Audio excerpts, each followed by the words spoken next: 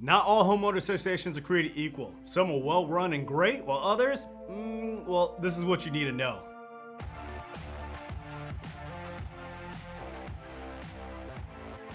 What's up, real estate rock stars? I'm Mighty Mike, and welcome to another episode of Rockstar News, your news source for real estate agents, real estate investors, and anyone looking to become a real estate rock star. If this is your first time watching, make sure you hit that subscribe button, like, and share this with all your people. What's up, guys? Chris Noon, Century 21 All and Clark, here to give you the lowdown for the HOAs, pros and cons. All right, guys, if you talk to the average person on the street, you'll probably get a negative impression of homeowner associations. But with about 25 to 30% of Americans living in an HOA or deed-restricted community, there seems to be a lot of misconceptions out there. Now, what exactly is a HOA?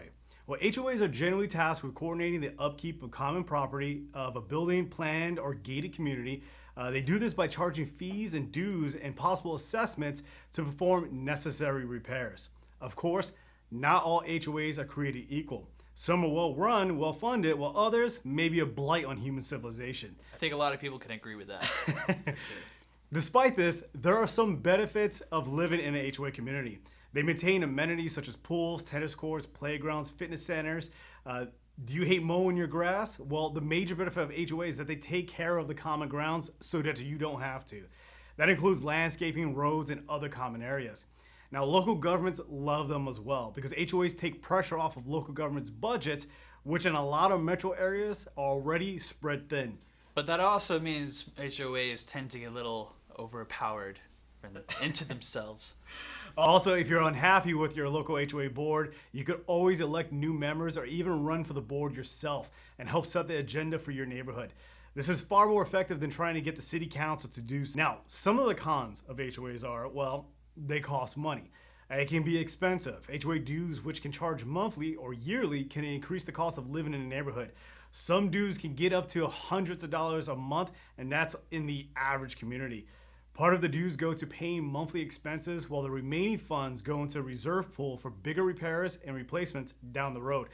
No matter what your dues cover, it's important that you pay them on time. If you get behind without setting up a payment plan, the HOA can actually foreclose on your property. And that's a fact. Don't misconstrue it. And you don't want to lose your house for a couple bucks. No, you don't. Another drawback is the rules of the association are set for the common facilities as well as the factors affecting your home and habitats, such as proper garbage can etiquette, and approved paint colors and roof tiles, especially if you live in a designated historic district. So what should you do if you're a real estate agent or a home buyer? Before buying into a HOA, do your due diligence. That includes looking into the HOA's covenants, conditions, and restrictions. There you should be able to find the community rules and regulations as they apply to your home and your community as a whole. Most mortgage companies are going to require you to get a peek at the HOA's finances to see if it has a healthy reserves of funds for emergencies. So always ask for those up front. Also ask for the minutes from past annual meetings. And finally, ask your future neighbors what they think of the HOA. So Chris, what are some stories that you may have from the perspective of like a real estate agent and trying to help your clients purchase into move into a neighborhood? What are some of the things that they should look out for? It's definitely, I would say, the finance aspect of it as well as the rules and regulation of each HOA. Because say if you have a boat, you're an avid fisherman and you move into a neighborhood which you didn't really look into the HOA all that well, but the HOA has rules against having a boat bigger than 18 foot or being able to be seen or being left in the driveway. And then now you're stuck with a home and you're having to fight the board to allow your boat and where you're gonna store it. Those are some issues that I've seen and encounter. Dealt with another seller right now who had to literally paint her driveway or redo her driveway because it's like permanently stained from like oil. Like the previous homeowner just was like a mechanic and worked on his driveway. So there's some are really nitpicky. They'll come out and measure the grass. No, I've had stories of that. Like one of my closings, if you're watching this, I'm sorry. But like it was held up because they had a dent in the garage door and there was like a patch of grass. That happened to same me. Yeah. Same thing. So they had a patch of grass they needed to cover up. That was easy. But the dent was like a quarter-size dent, and the president of the HOA association was, pretty strict with the rules.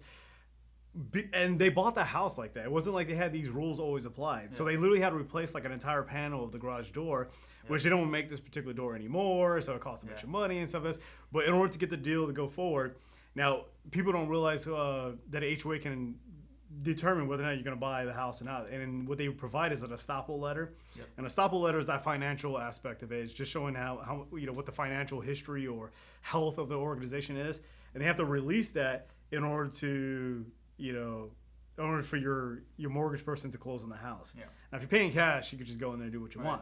But because of that situation, it basically upheld it, and they had a miserable time just selling the property.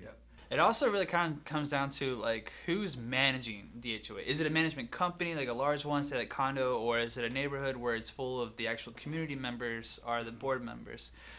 So you really got to look into that as well. And if it's a management company, because there are plenty of HOA companies that are actually optional. Like my parents lived in an optional HOA, to where it's just like there was no monthly due. There was like a board, but it was so loose.